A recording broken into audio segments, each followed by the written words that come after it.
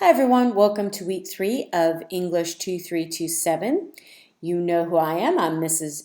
Beth Driver or Helen Driver, whatever you want to call me. And I'm your instructor for this course. I have currently open on my screen page 2 of the syllabus. And so I just wanted to point out to you that the due dates are listed in the syllabus. I've had a number of you ask me about when things were due. They are listed within the syllabus. For example, for this week, you will be completing Lesson 4 and Lesson 5. That means you're going to be completing these particular readings, Crevecoeur, and then you'll be completing the quiz at the end of Lesson 4, and there will be a discussion related to this lesson. You'll also be completing Lesson 5. I want you to first send me some details about your critical paper.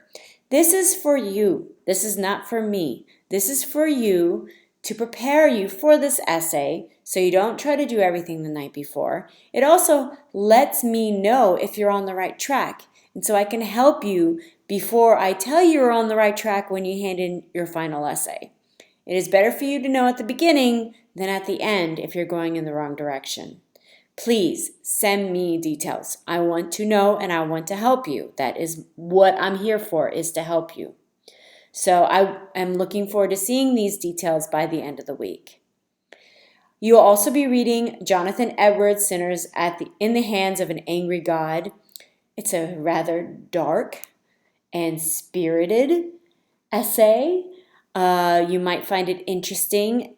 He wrote at the end of the Puritan era, and he was quite fiery, let's just say. And some of you might be a little surprised at the anger involved in this particular work. But it's an important work for American history because it kind of sees where some of our religious views comes from. We also will be reading Benjamin Franklin's, a few essays from him.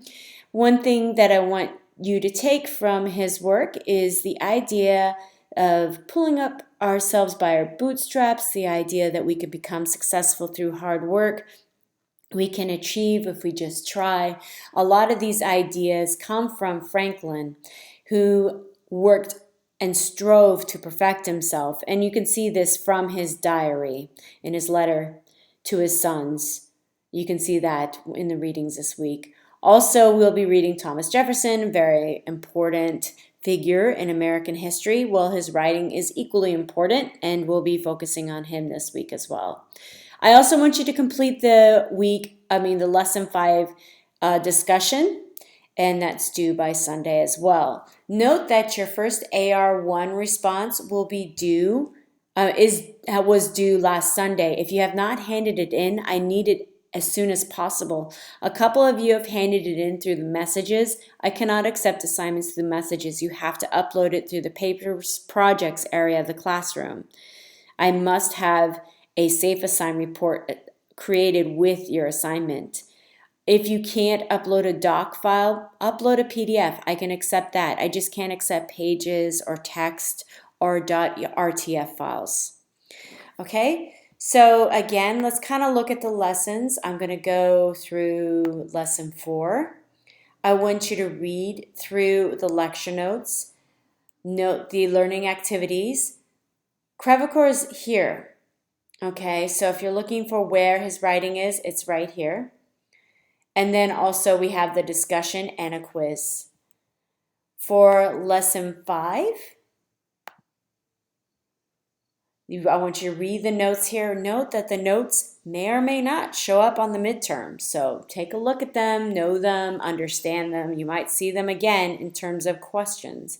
Make sure to read Edwards, Jefferson, and Franklin's biographies there.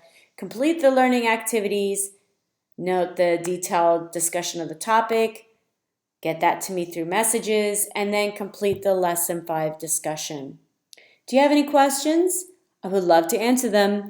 Just send me a message and I'll respond to you right away. I'm online every day. Not every hour. Sometimes I sleep. But I am online every day. So please feel free to send me a message whenever you have any questions or concerns. Have a great week, everyone. I'm looking forward to reading your first essay.